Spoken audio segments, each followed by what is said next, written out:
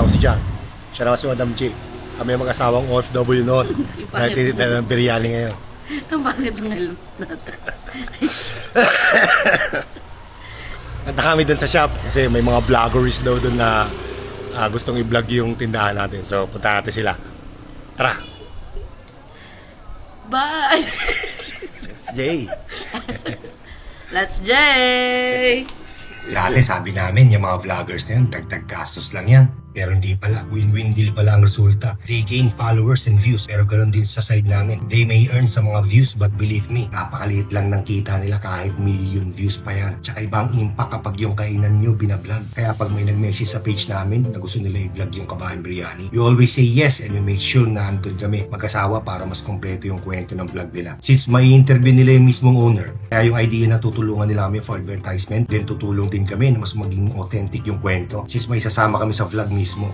Regardless kung madaming followers o aspiring food vlogger pa lang, hindi kami tumatanggi kapag nag-a-approach sila. Sino ba naman kami para tumanggi? Tsaka malay mo, madamay tayo sa kasikatan nila. Malay mo lang, malay natin. Tsaka dito lang papasok yung maghilaan tayo paangat.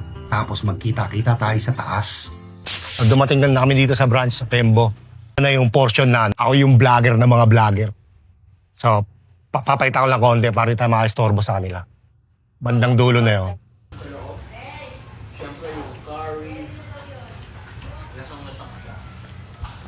Mga vlogger na to hindi nabubusog. Malakas kumain. Tapos, hindi sila tumataba. Hindi sila tumataba. Nakain sila ng kain kahit saan, tapos hindi sila tumataba. Gusto ko yung inyong shawarma.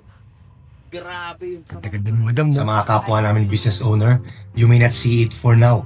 Yung advantage na nabablog yung tindahan nyo. But believe me, kasi na-experience na namin mismo na effective yun. We now live in SOCMED. Lahat may cellphone na. Yung mga vloggers na yan, ang isa sa mga katulong sa pagpapakilala ng tindahan nyo. At sa lahat ng mga food vloggers, saludo sa inyo lahat. Lalong-lalo dun sa mga honest mag-review. Astig kayo. Appear! Yan na muna sa ngayon. Muli, ako si John. Siya naman si Madam G. Na lagi nagsasabing, iba pa rin sa Pinas Cab. Dito na lang tayo. Kaya yan.